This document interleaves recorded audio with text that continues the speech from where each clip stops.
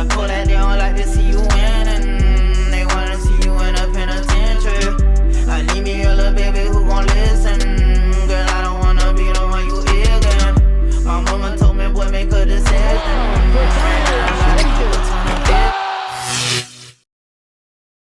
Welcome back, everybody, to another episode of the Clutch Talk podcast /YouTube /We Do It All. As always, I am your host, John. Very happy to be here. My boy Jay Hiz over there in the six. What's going on, my dog? Jay, I'm doing great, man. I'm ready to talk about these Pelicans, and it's a team that everybody's expecting big things from, but we've been waiting for years, I feel like, especially Zion. You know, what's going to happen with them? So I'm excited to talk about these guys and see what they got in store this next season. Man, Jay, this definitely a very exciting team. Both of us, all of us can't wait for the Pelicans season and just to see what Brandon Ingram, Zion, now that Lonzo left, what are they going to look like, man? Just a whole lot of stuff to get into, man. So really excited to do that. For all the fans, man, if you guys, before we get into the video, man, make sure you guys don't forget to like, comment, subscribe, man. And if you guys are listening on Apple Podcasts, don't forget to rank our podcast, man. Just 5-star ranking, man. Give us a 5-star. Leave us a nice little comment. Let them know about Jay Hizzle, man. Let them know you love Jay Hizzle. Yeah, for real. Yeah, and y'all, and for y'all on YouTube, a lot of y'all watch, and we really appreciate the views and everything. But if you're watching and you don't subscribe to us, just subscribe real quick. Just flip out of this video or just scroll down and subscribe, because we love what we do and we want to bring you guys to great content. And you'll be able to turn on those post notifications as well and just see when we drop it. Exactly, Jay. See, Jay speaking facts this game, man. Jay, for real, yes, man. Sir. Y'all make sure you click that bell so y'all get a notification when we drop, man. But if all that's out the way, man, you know what, Jay? Today it's just me and you, Jay. It's just us for this one, brother. Let's do this, man. So we gonna talk about the Pelicans, Jay. So usually we would ask the interviewer, we would say, like, as a Pelicans fan, are you content? But I'm a Lakers fan. You're a Warriors fan, Jay. As outsiders, we're very NBA experts, but we're not Pelicans expert. But as outsiders, do we feel that the Pelicans fans were content with the way the year went? I think the easy answer is no, for a variety of reasons. Obviously, you bring in Steve Van Gundy, a former coach who's been to the finals, been there, done that. And then you look down the roster, you got Lonzo, you got B.I., you got Zion, the beast, who can do it on both ends of the floor. And then you got, the young guys like Jackson Hayes, Nickeil Alexander-Walker, Steven Adams. You bring in all these guys and with the expectations that you're at least making the play-in game, which we obviously, I believe they were the 10th, 11th seed, so they're on the outside looking in. But anytime you got young talent like that, young scorers, they just really couldn't get it done. And it's to the point where I think the guys, Steve Van Gundy, it was a sense, Jay, that I think he just lost his juice. He lost his juice and he doesn't relate to that younger generation.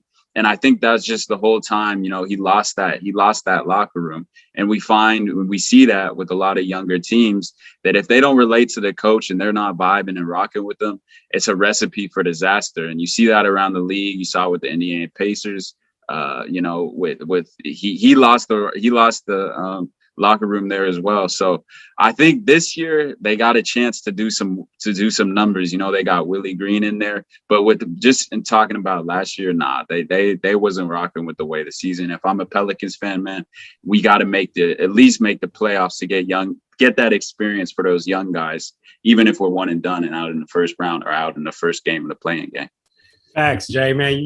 I couldn't have put it any better, Jay. Like with a roster like that, man, when you got a scorer like B.I., a facilitator like Lonzo, a great talent in Zion, and don't forget, like, the role players in Josh Hart, JJ Redick, James Johnson, like just so much better than an 11 seed, Jay. So I couldn't have put it any better, man. They definitely a disappointing season.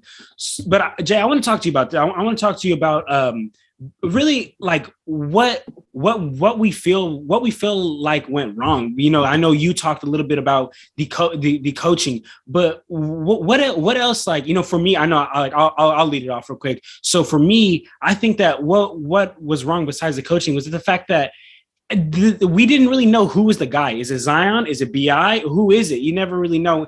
Every time I watch the Pelicans, every time down court, it was either Zion come to the post, the double team comes, and then Figure just get a shot, or Bi comes down court, runs a pick and roll, and that's it. It's not team basketball, man. It's just so to me, I think that they also didn't know their roles. They were also out there just hooping, man. So, but if there's anything else, Jay, what besides coaching it was a reason that a great team like that falls to the 11th seed?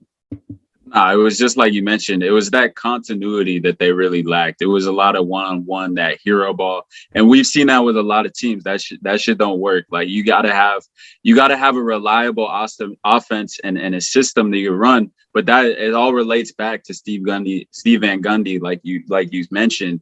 It was never really a clear, oh, that's my guy. This is what I want to do, and I never really saw in that backcourt with Eric Bledsoe and Lonzo. Lonzo's more of a facilitator, and Eric Bledsoe was playing the one. So he was playing, that hybrid, that combo too, which I don't feel like he was comfortable in that position. So it made the offense even more, stagnant and lacked that flow because he was playing off ball and looking just a catch and shoot kind of player. And I don't feel like Lonzo was, that's his best role. He's best when he's pushing in transition, he's making plays and getting other guys involved. And that's what we're going to see with Chicago. And that's where he's going to flourish ultimately in my mind. When I look at the way their roster is built, and it wasn't the same in New Orleans, plus the system, the continuity, like I said. So all those things were lacking. And it was just, like you mentioned, man, it was stagnant, Jay. And it really, you can't win like that when you don't have, number one, a reliable first option you can go to every time, and then the stagnant offense where you're just looking, you don't know where buckets are going to come from. Plus they lack shooting as well. They were one of the worst 3-point shooting teams in the league last year. And so you just can't win basketball games like that. Man, Jay, you just summed up their season, Jay, for real, man. So let's keep it pushing it, and let's talk about the offseason, man. They had some offseason additions. They were able to bring in that boy Devontae Graham. They were able to bring in Jonas Valanciunas, Garrett Temple, and Thomas Satoransky. So, Jay, off the top of your head, which of these players are you with you knowing the roster, are you like, man, I think that this is going to be a great fit. I'm excited to see him in the Pelicans uniform. Well, just like I mentioned, Jay, they needed 3-point shooting, and who did they go out and add? Devontae Graham, a sniper, a bucket, who was, he was a low pick. Like no one expected that high of ceiling and the work he put in Charlotte. But I think he's a great addition to that backcourt.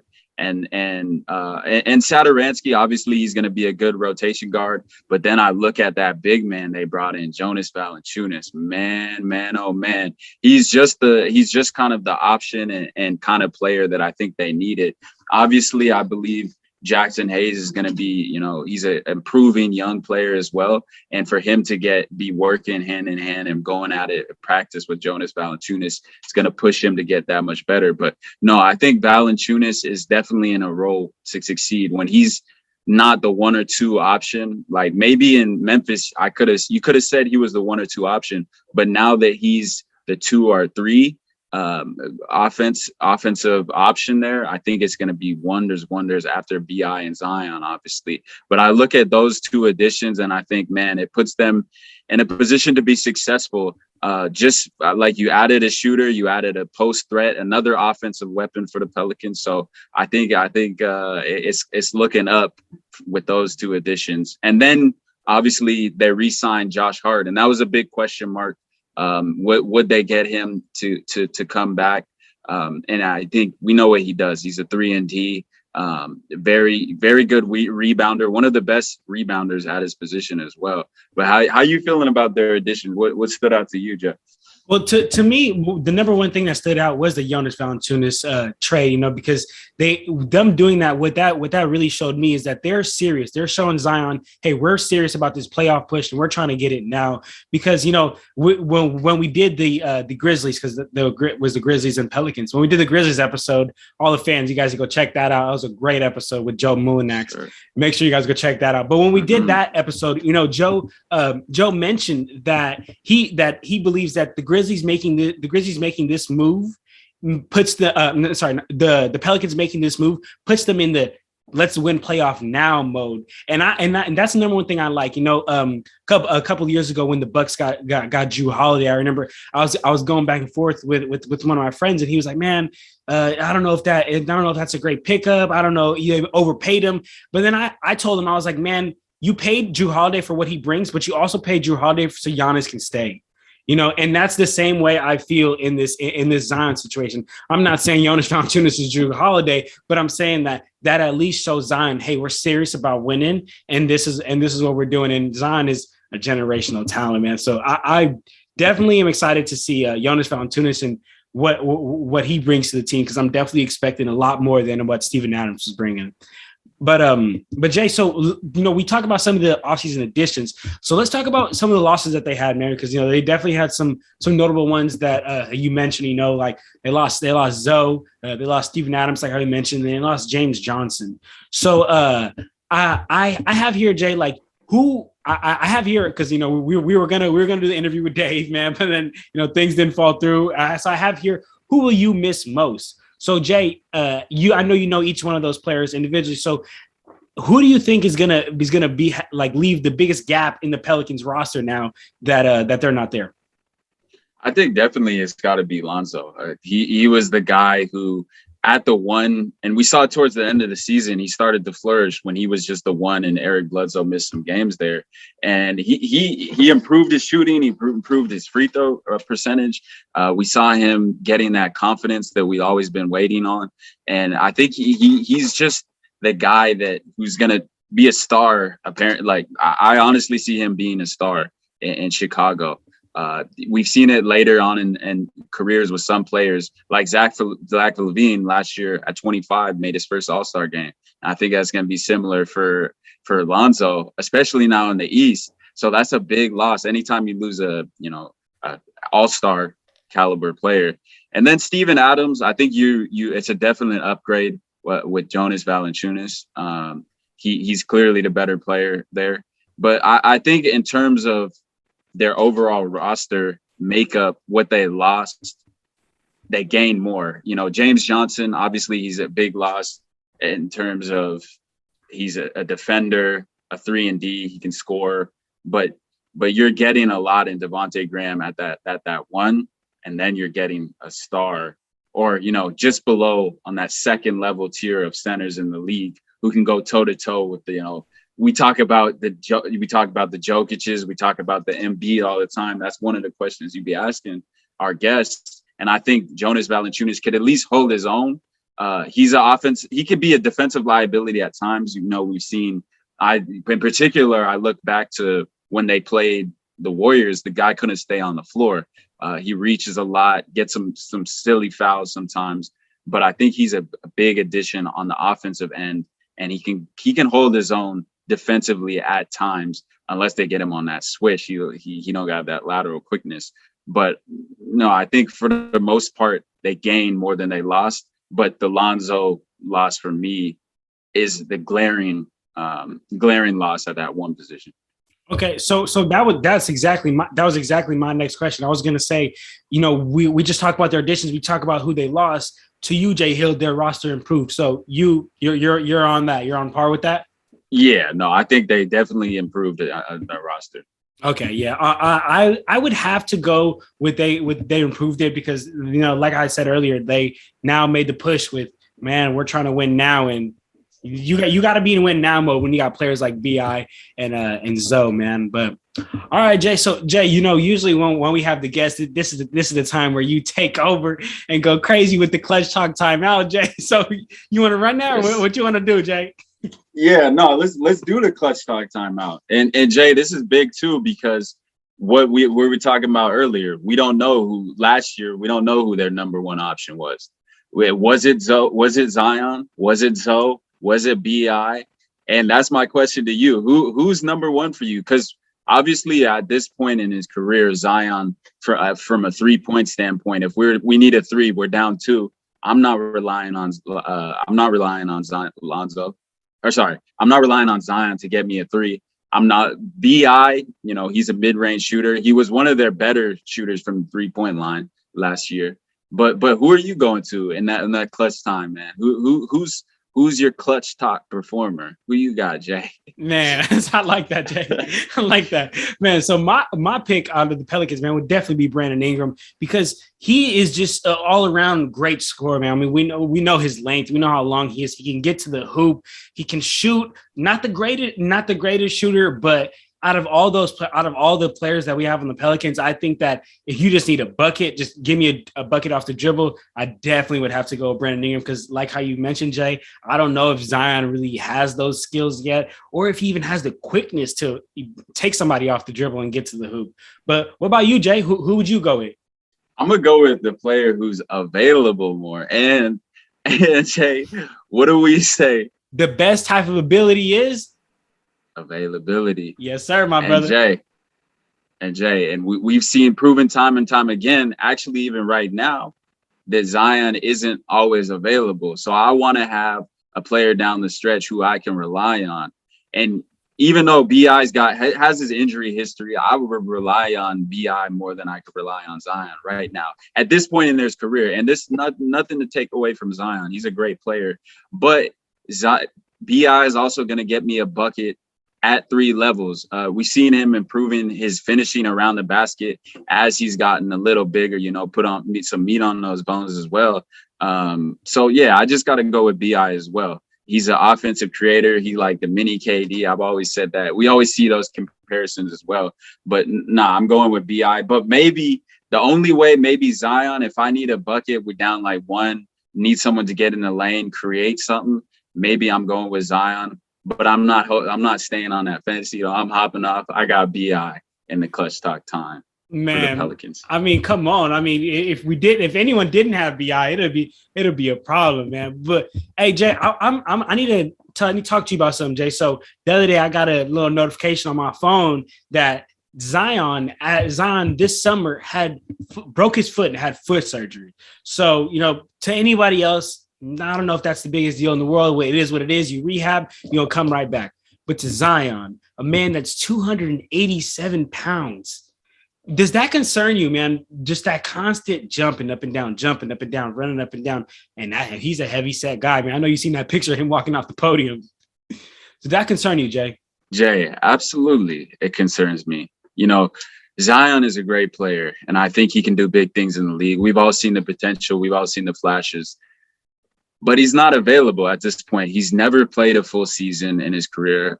There's always been, even since the start of his rookie campaign, he wasn't available until late in the season. And it worries me because, like you said, he's a big guy, and he relies on his legs, his athleticism. And if he's gonna have all that weight and he's having issues with his foot.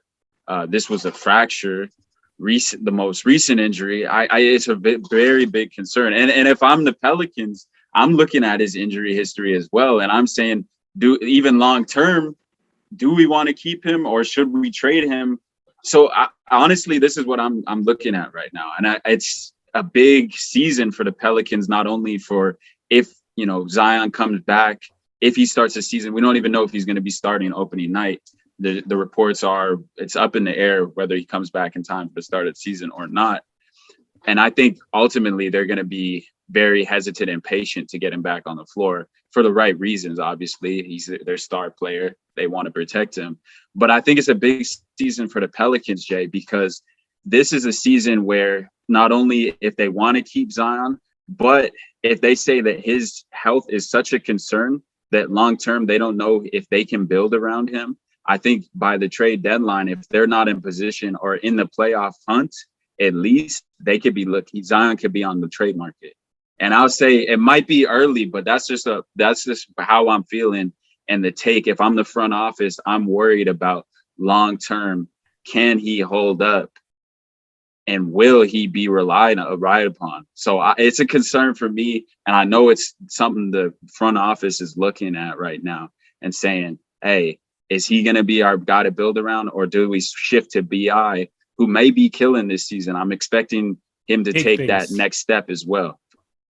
Yeah. But how you feeling about Zion? Definitely, man. Jay, I'll be real. Honestly, I'm very concerned about Zion's foot for all the reasons that you mentioned, his weight, and for another reason that it's just the fact that if Zion like cuts weight, it's not like he can't cut weight. If he got in the gym and cut weight, he wouldn't be the player that he is. The part of the reason why he's so good is because that bully ball, right? That bully ball. You come to the post, you're gonna have to bring the double. Then all I gotta do is find my player. You know what I'm saying? But Zion, if he has to cut weight, so for him to cater to his ankle. Oh boy, I don't know if Zion is the number one pick anymore.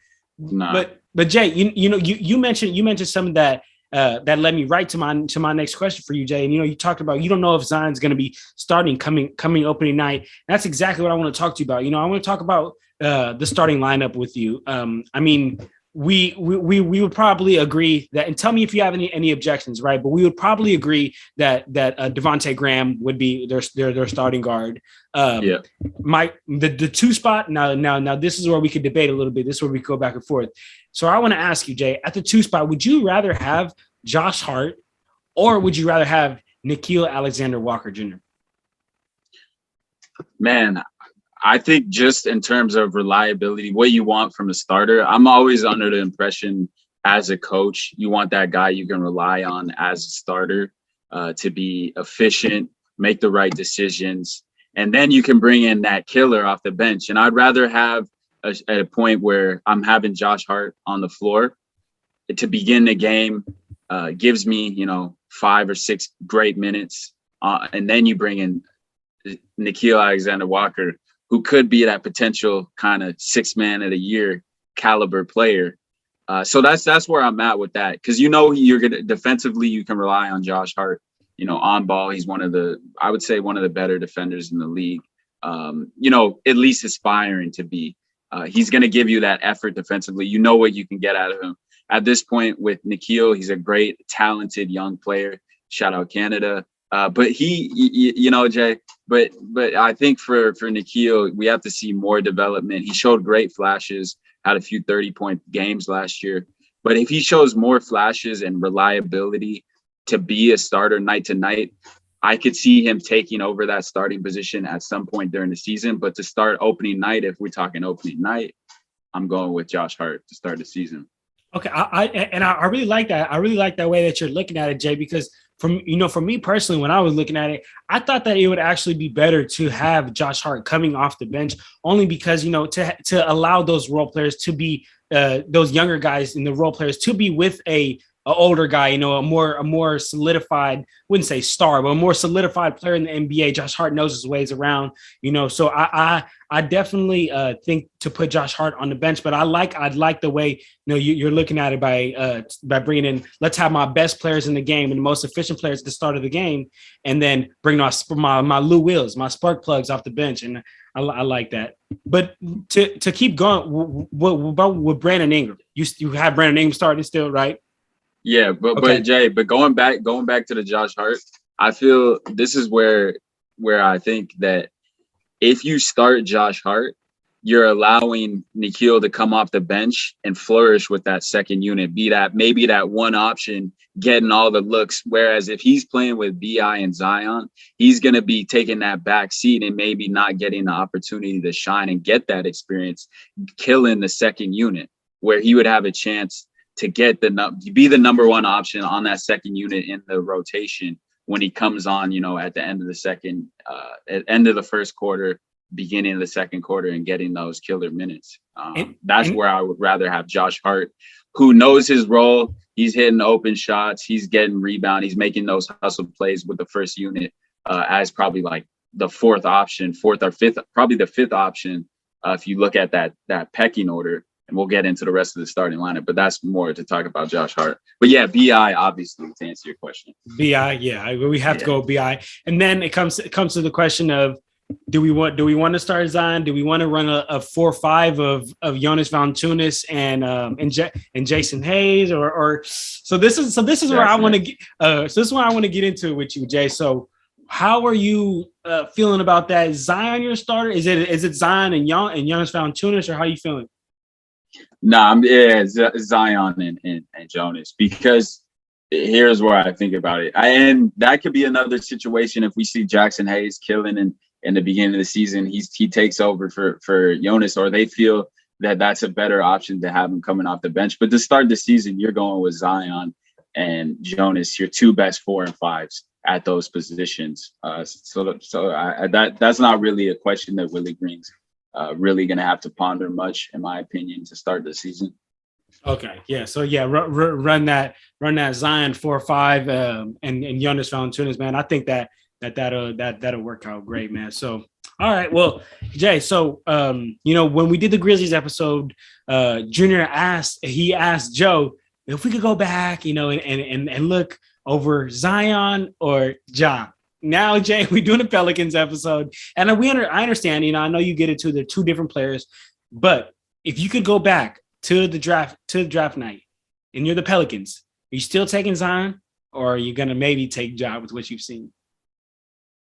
That's a tough one, but Ja's shown flashes of being, a great player, and I think he's closer to his prime and his ceiling than Zion. I think we're tapping in, and we never really seen a full, almost full season. Obviously, Ja hurt his ankle towards the beginning of last season, so he wasn't healthy the whole season.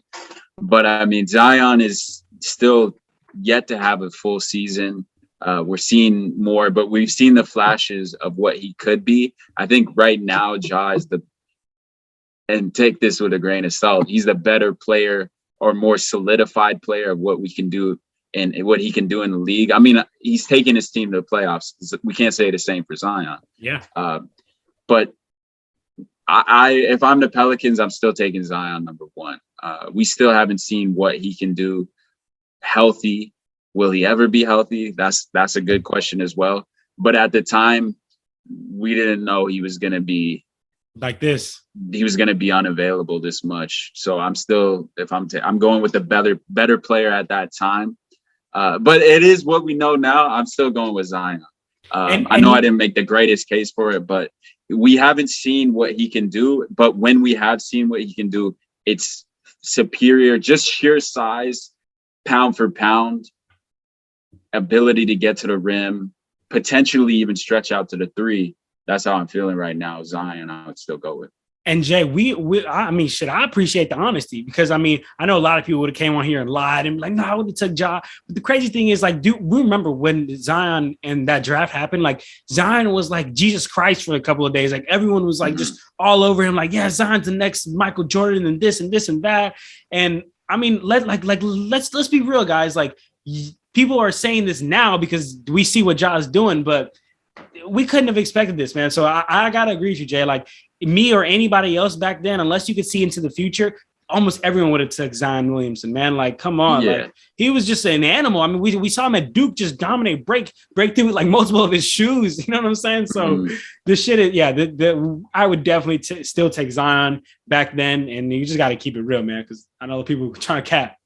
Yeah, Jay. And the crazy part is, I feel like it's easier now on October 6, 2021. Obviously, you could say Ja is going to be the better. Ja has had the better career, maybe, if you want to say that right now. But you capping if you think that, if you're saying, oh, I would have taken Zion over, I would have taken Ja over Zion at that time. You're right, man. He was the second coming at that point. Come on, man. Come on. And he still could be. Let's not even hold out like that. We haven't seen enough from Zion to say, oh, Ja should have been taken before him. And if you think that right now, it's wrong. I'm here to say it. Well, we're here to tell you that you're lying. Yeah, we're here to tell you. If you want to debate me, add me. You know where my ad is. You know where to find me. So, but I'm going with Zion still right now.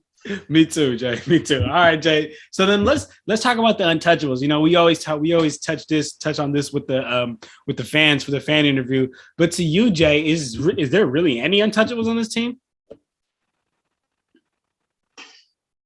Right now, I would say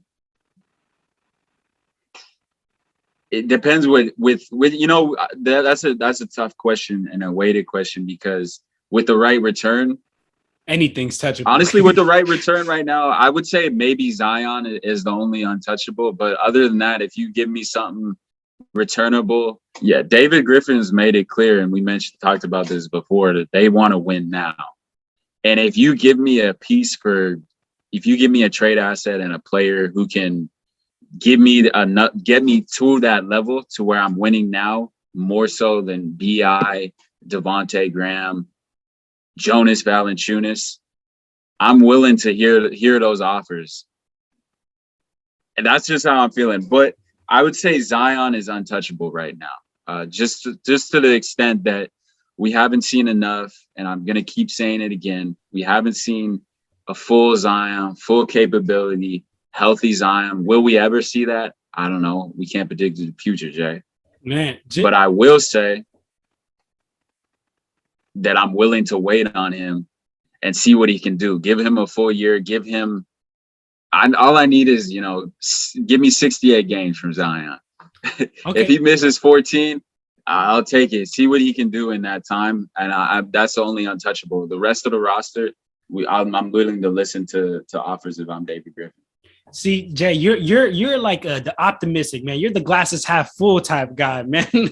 I'm looking at it from the point of I don't know if anyone on this team is untouchable, like realistically. And I'm really like where I'm saying that my reasoning is all coming from your point of what you said is Zion gonna be what he could be? And like, you just said like I'm willing to risk that and wait that out. But honestly, if I get an offer like right now for Zion, and of course, that it makes my team obviously better and a better chance to win, man, I don't know if I can wait for Zion, dog. Like if the offer is that interesting. So that's very cool, Jay, that, that we just looking at it from two different perspectives, man. Cause I don't know if I'll wait that out, man. But when I thought about this question, I thought about BI as untouchable even before I thought about Zion as untouchable, man. Okay. So that okay, all right, Jay. All okay, right. BI. I like that. I can see that. I can see where that come from. You know where BI rooted from though. BI rooted in that Lakers. he's a past Laker for sure. BI's a bucket as well, so I don't blame you for thinking that BI could be untouchable. Man, all right, Jay. So Jay, we've talked about their offseason additions, talked about some losses, talked about a little bit of their last season, talked about a little bit of coaching and all that. But Jay, now is the point where we get to the show where we need some answers and we need to put shit on wax right now, Jay. So where are the Pelicans finishing next year, Jay? And how far in the playoffs should they go? Because I am not expecting another 11 seed. I'm expecting that 9-10 playing game, honestly. I'm expecting higher than that. Nah, I think we haven't seen enough. I think Willie Green is just the face that they needed to bring in, just the coach they needed to bring in. Obviously, he has championship experience with the Warriors. Shout out to Dub Nation. But he's proven he's been along a great journey to get to where he is now. He's a younger coach. He's played in the league. He's been there, done that. He's more relatable to the guys. And I think 9-10 playing game is the mark. I could see them potentially as an 8 seed, but there's so many teams in the West that I'd put ahead of them right now. And I'm going to give you a little list. I got the Jazz better than them. I got the Lakers better than them. I got the Suns better than them. I got the Grizzlies better than them. I got the Warriors. I got the Mavs. That's just 6 teams off tops. Man. that I can think of right now, that I would what I would have above them. And I even say I'm throwing in the Timberwolves, and I saw what I seen from that big 3, and I know it's just preseason, but from D'Lo, Anthony Edwards, and Cat, and I'm seeing some flashes of something's cooking there in Minnesota. So I'm willing to say they're going to be duking it out for that 7, those play-in spots. And they'll be right there in that 9-10 spot, potentially if they have a great season in that 8 spot. But Jay, that's how I'm feeling. Honestly, Jay, when you first said that you had them at that 9 to 10 to the play-in area, I was like, man, he's tripping. Like they're gonna be way better than that. But as you're talking, Jay, I'm like, he's right. You know what I'm saying? You listen off the teams, they're not gonna get a better record than none of those teams that you listed. Really, and that was off the top of the head. Like if we start looking at the stats, we start looking at the numbers, there might be another like 3-4 teams that are gonna have a better season than them, Jay. So you're right, man. I gotta withdraw my comment, Jay. You're definitely right. I think they're gonna be around that ninth to play in that ninth and play in area. But man, they better not let down, man. They really better not let down this year. I'm definitely expecting some big things from the Pelicans. But Jay, you know, we usually ask this question for what's up, Jay? What's up? Would you say play in or bust? Play in. I'm not even talking playoffs. I would say the same. I'd say play in or bust. Yeah, because they bringing in no new coach, Jay. You just brought in Jonas. Yeah. You just brought in Jonas Valanciunas to win now, and if you don't make the play in, oh dog, come on, dog. That's play in or bust. Most definitely. If not playoff, Jay. If they don't make the first round, there's some questions to answer there. If I'm David Griffin, there's a lot of questions to be on answered. The way out. David Griffin might be on the way out. That's how it may be. But no, I think it's play in or bust. I definitely agree. That was a great question, Jay. So Jay, you know, as we wrap up here, the last question that we usually ask all the fans here is, what's one word to describe past season or one phrase to describe this upcoming season? So Jay, could you give us a word or a phrase that you think a Pelicans fans would give us for last season and this season? Probably let down, frustrated.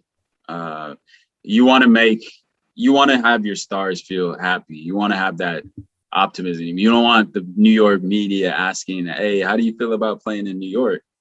I love it here. That's not something you want to hear from your star player, your franchise player. And if he's having those doubts, you know it's not a successful season. And there was times when they were in the 8th or 7th seed last year, and then where there was a group in the pack, and then we just saw them. Believe me, there was injuries, there was different things that happened throughout the season that you can't control. You got to control your controllables. And I feel like Steve Van Gundy was the wrong move, bringing him in there. His time has passed in the league, unfortunately. He was a great coach. Shout out to Steve Van Gundy, but the time has passed. So I know if I'm a Pelicans fan, I was frustrated with the way things went last year. We saw no continuity, like we spoke about.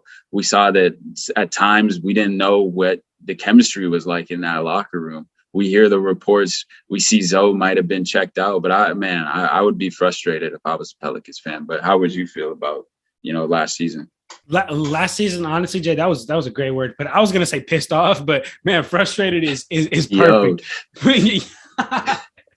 Pissed, man. That frustrated is a perfect word. And for this next upcoming season, honestly, I think a great word would just be expectations, because I feel like a lot of us just have a lot of expectations for the Pelicans, and like how you said, Jay, playing or bust, man. So that's a standard that we're holding them to, and if they don't hit that, David Griffin and a lot of other things might be out the door over there in the bayou. In the bayou, I can't say it any better, man. It's a high expectation. High expectations is what my phrase is, because they need to do something there. They need to make a move. Not in a move of players. They made all the moves that they thought would put them in a position to compete this year. So let's see what they can do. All right, Jay. Well, brother, you think this is a good place for us to go ahead and wrap it up here? I mean, I feel like we talked about a lot. We talked about the Pelicans past season, off season, things that they got coming up, the players, David Griffin. You want to add anything else, Jay? Nah, we covered a lot, man. And then last thing I'll say is, Willie Green was the right hire, in my opinion. I talked a little bit about it before, but I think he's going to be, fortunately, the right move and the right fit for them coaching wise in New Orleans. So let's see what they can do. And I think it's a great place to end it, man. Well, the Pelicans fans definitely had a frustrating year last year, but you know what, man, they have a lot to look forward to this year. And we also got a lot of high expectations for them, like how you said, Jay. But all right, man. So for all the fans, we hope that you guys love this episode. And for all you guys that are on Apple Podcasts, man, again, don't forget to leave us a ranking, man. Leave us a ranking. And Jay, what you want the fans on YouTube to do?